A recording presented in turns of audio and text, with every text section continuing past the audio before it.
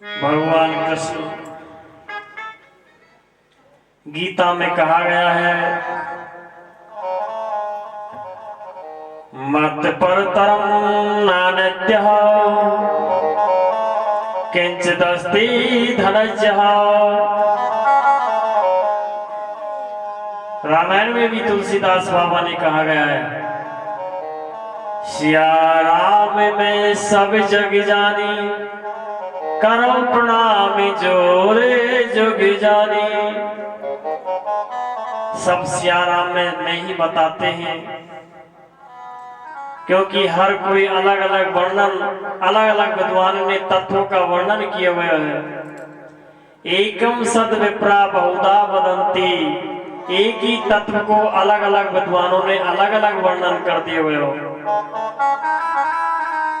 ब्रह्मोति परमार्थोति भगवनोति शब्द आते, कोई ब्रह्म, कोई परमात्मा, कोई भगवान, सब अलग अलग वर्णन कर रहे हैं। जैसे आपने देखा, दूर से जलती हुई लकड़ी जो अग्नि की आवाज होती है, क्योंकि वो ज्ञानी जो आदमी होते हैं वो ब्रह्मभास होता है। जब नजदीक चले जाते हैं तो पता चलता है कि कोई आग जल रही है, कोई अग्नि जल रही है। लेकिन योगी जो होते हैं परमात्मा का प्रतीक ज्ञानी होता है, और जैसे ही नजदीक चले जाते हैं तो पता चलता है कि किसी ने भोजन बनाने के लिए लकड़ी जलाई है।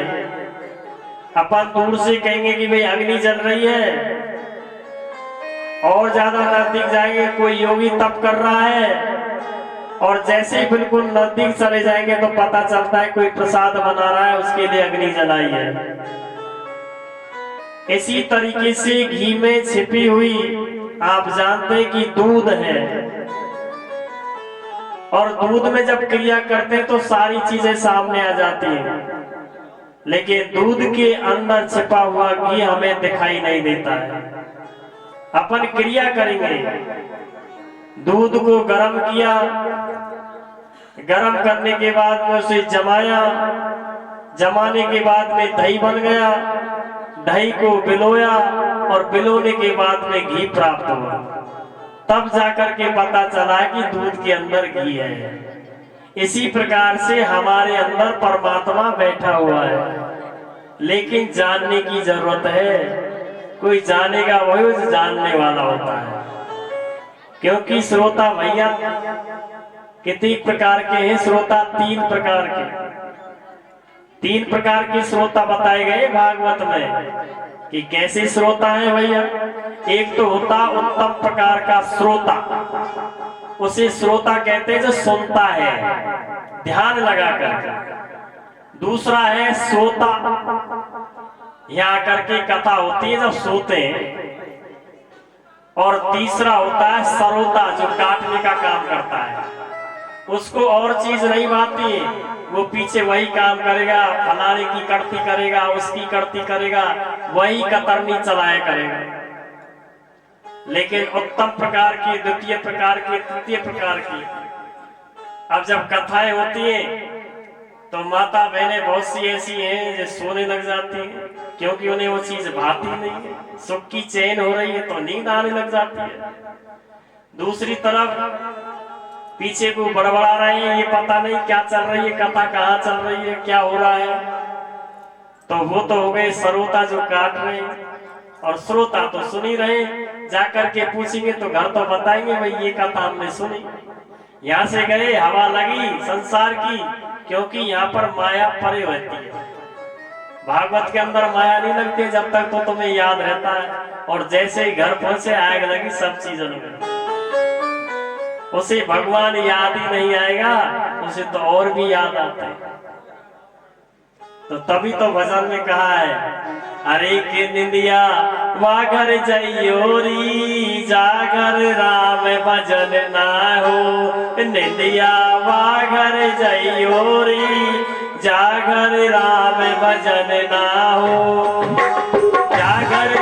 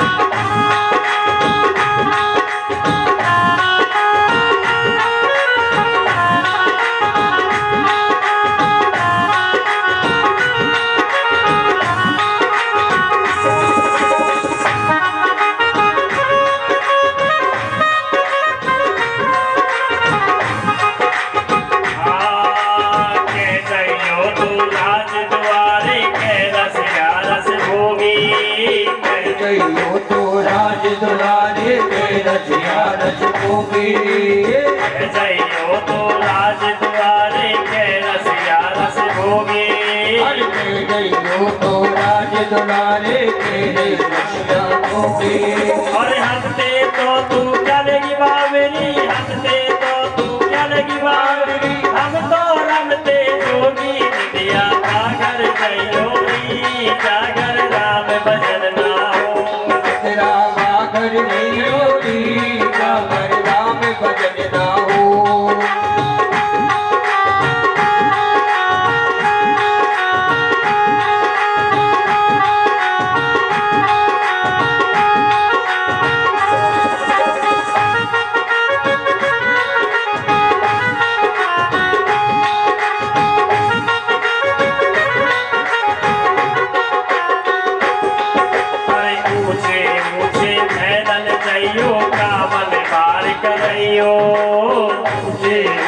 पहलन गयो काम कभी न गयो।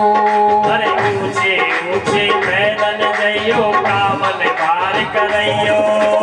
ऊंचे ऊंचे पहलन गयो काम बहावत गयो। और हंसते तो तू कलगी बावरी, हंसते तो तू कलगी बावरी, पत्थर पे दुख जइयो निदिया सागर जइयो रे, जाकर राम नाम कर हो।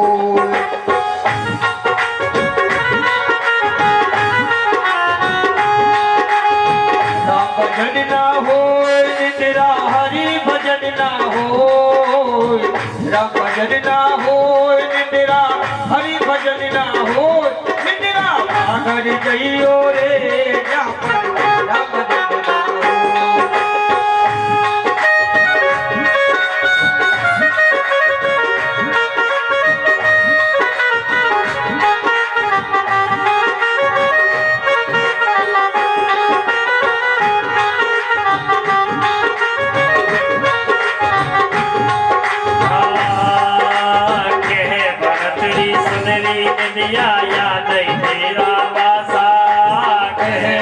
तेरी सुन मारी तेरा यहाँ नहीं तेरा वासा। तेरी सुनरी निदिया या नहीं तेरा वासा। तेरी सुन मारी तेरा यहाँ नहीं तेरा वासा। और हम तो लागे राम वचन में मिलन राम की आशा, निदिया पागर जइयो रे, जागर राम भजन ना हो। निंद्रा पागर जइयो रे, राम भजन ना हो। राम भजन ना हो, निंद्रा हरि भजन ना हो। राम भजन ना हो, हरे हरि भजन ना हो। निंद्रा पागर जइयो रे, पर राम भजन ना हो।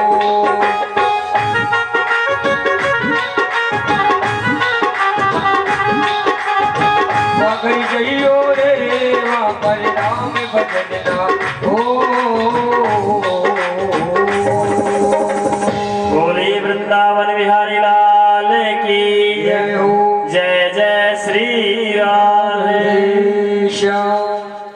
आप प्रतीत करवा रहे हैं कि वास्तविक जो मानव शरीर है, मानव देह है, लंबे समय से ये प्रतीत हो रहा है जिस प्रकार से हमारे जो नेत्र होते हैं, आकाश में झांकने पर हमें चंद्रमा दिखाई देता है, हमें आभास हो जाता है कि ये चंद्रमा है कि ये तारे हैं। हम किसी चीज को बैठ करके जब भगवान का नाम जपते हैं तो हमें आभास हो जाता है, जब हमारी इंद्रियां वश में होती हैं।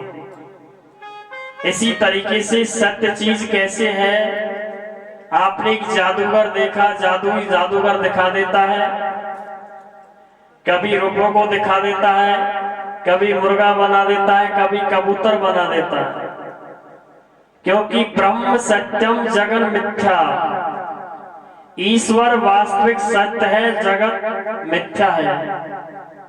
सारी चीज मिट जाएंगी लेकिन ईश्वर नहीं मिटेगा। सत्य एक ऐसी चीज है, हमारे तुम्हारे अंदर एक माया का द्वैत भाव है। यहाँ पर मैं और मोर तोरते माया, जय बस कीने जीव निकाया।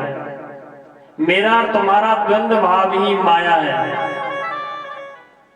किस प्रकार से कि एक परिवार वाले एक बहुत ही सुंदर मकान बनाया, बहुत ही सुंदर,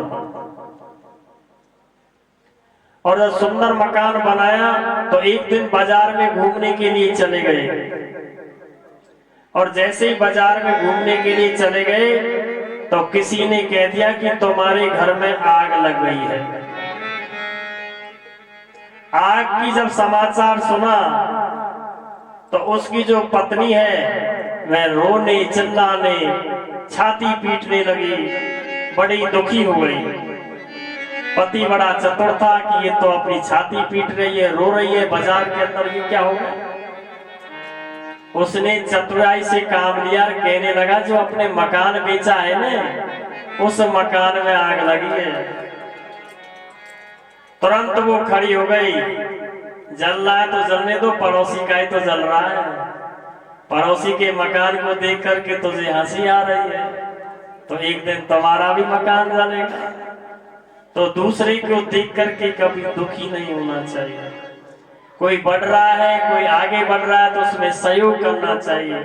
भगवान इसी माया के स्वरूप को समझा रहे हैं, क्योंकि जितने भी जीवात्मा हैं, मत्सर से लेकर के हाथी तक, चांडाल से लेकर के ब्राह्मण तक, रंग से लेकर के राजा तक, और नीचे ऊंचे सारे मेरे ही अंश हैं। कोई ऐसा कोई नहीं है, क्योंकि मेरी ही माया है।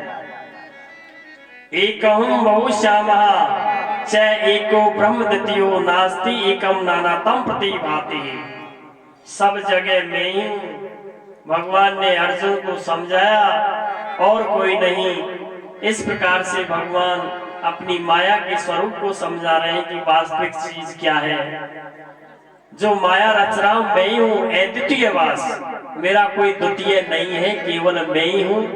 मैं ही भैरव जी हूँ, मैं ही हनुमान जी हूँ, मैं ही पार्वती हूँ, मैं ही शंकर हूँ, मैं ही भोले हूँ। जो कुछ हूँ जो मैं ही हूँ, मेरे ही स्वरूप हैं, अलग अलग स्वरूप बताए गए हैं। आप जानते हैं कि जैसे नील कमल नीले रंग का है, वस्तु है, सबक कमल है, नीला कमल, दोनों चीज अलग अलग है। रंग कैसा है? नीला, वस्तु क्या है? कमल है। लेकिन तीसरी वस्तु केवल कमल है, लेकिन उसका बोध अलग से हो जाता है कि नीला है। उस बात को समझना चाहिए। आभास अपने आप ही हो जाएगा जब आप बैठ करके अपना ये त्रिकालदर्शी होता है, ये ओम बना हुआ है, और इस ओम में बीच में मध्य में आप नजर डाल करके भगवान को आवाज करोगे तो साक्षात भगवान जैसी मूर्ति दिखाई देगी। आप जिस स्वरूप में आप समझोगे उसी स्वरूप में भगवान आपको दिखाई दोगे। देवी देवताओं को संभालोगे देवी देवता। तो भगवान कह रहे हैं दुनिया क्यों पागल हो रही है, भूतों को बांध बांध करके ले जा रहे हैं। पार्वती और भोले जी दोनों भ्रमण करने के लिए जा रहे थे, तो कोई उतार करके ला रहा था कि भाई ये क्या मामला है, कि भगवान कहने लगे देखिए हमें भगवान ही और कोई नहीं है, तो भूत को तो वैसे ही वासा, देखो तो सही। कि नहीं दुनिया क्या है, इसमें बांध करके इसमें फिट करके ले जा रही मटके में। देखते हैं इतनी अंधेरी रात में, रात्रि के समय आधी रात है, देखते ही क्या कर रहे हैं। तो देखा तो उस मटकी जैसे खुलवाई तो भगवान कृष्ण बंसी बजा रहे हैं उसके, क्योंकि उनका स्वरूप उसी रूप में। अब तुमको तो चारों तरफ भूत दिखाई दे रहा है, तो भूत ही दिखेंगे, भगवान कहाँ दिखाई दे रहा है। क्योंकि जैसे प्रभाव से अपने घरों में राक्षस जैसे फोटो लगा रखे हैं, राक्षसों के लगा दिए, लेकिन कोई भगवान का फोटो जब निहार करोगे तो भगवान ही दिखेगा, और राक्षसों के फोटो लगा दिए तो रात्रि में राक्षस दिखेगा। तो जैसे अपन सोच करके सोते हैं, भगवान को याद करके सोते हैं, तो भगवान ही दर्शन देते हैं, ऐसी कोई बात नहीं है। तो मन के भाव को आज ये समझा रहे हैं, ज्ञान दे रहे हैं कि ज्ञान क्या चीज है। छोटा बच्चा समझ नहीं पाता एक तत्व ज्ञान, और तत्व ज्ञान की परिभाषा समझा रहे हैं। प्रभु जी कह रहे हैं कि देखिए मेरे सिवाय और कोई दूसरा नहीं है। जिस रूप में आप जान रहे हैं वो मैं ही हूँ और कोई दूसरा नहीं है। ब्रह्म सत्यम जगन मिथ्या जीवो ब्रह्मैना परहा अहम ब्रह्मासि सर्वाद्भूता सोयम प्रज्ञान ब्रह्मा। मैं ही ब्रह्म हूँ, मैं ही उसका स्वरूप हूँ। जगत सारा संसार झूठा है। आप इस बात को समझ रहे हैं कि मेरे सिवाय कोई दूसरा संसार में नहीं है, लेकिन जीवन और मरण एक अटल सत्य है। जिसने जन्म लिया है उसको मरना जरूरी है, और जो मरा है और उसको जीना जरूरी है।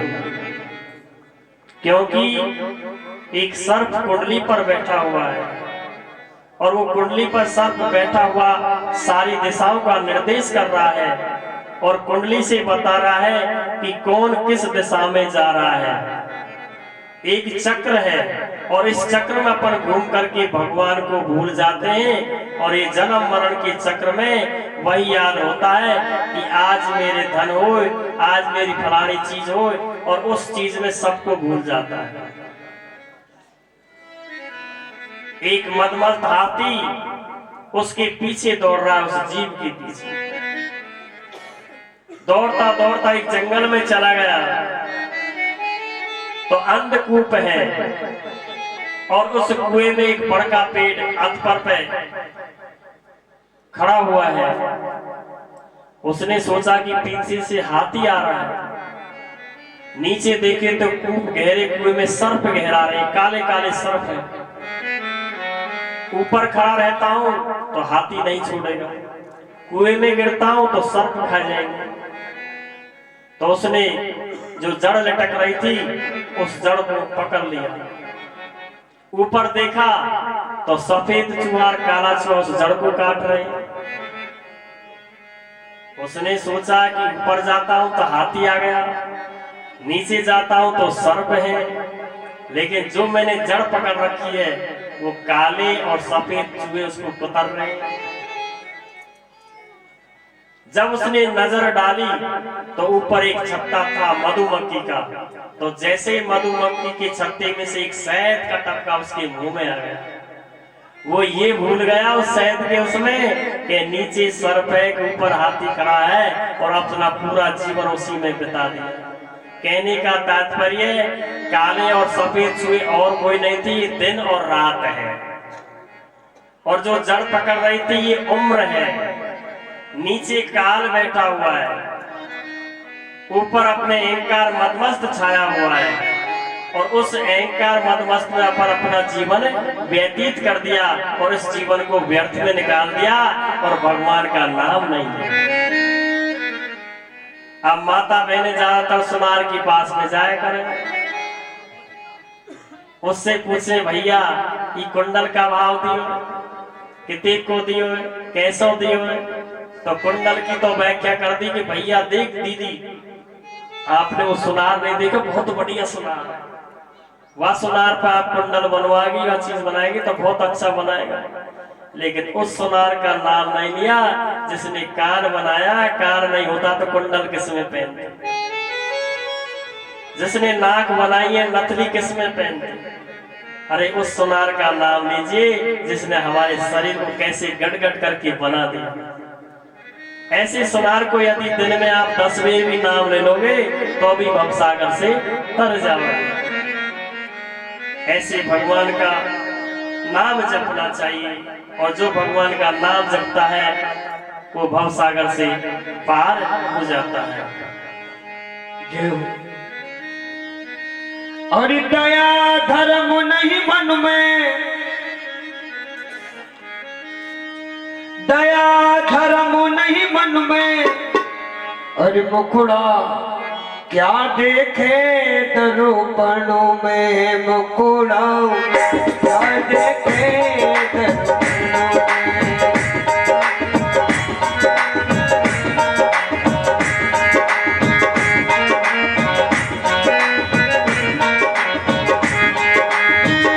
दया धर्म नहीं मन में, हो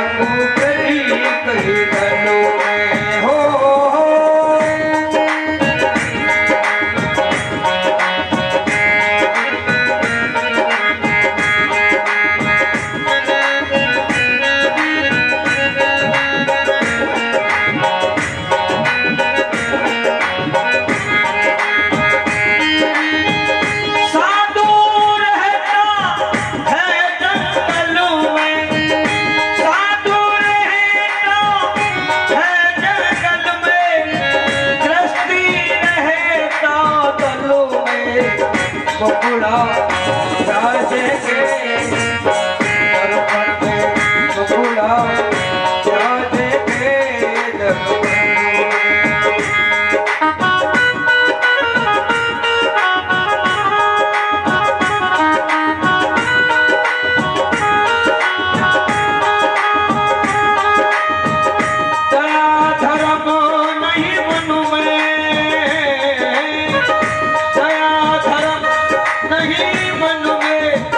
बकुला प्यार देखे दर्पणों में बकुला प्यार देखे दर्पण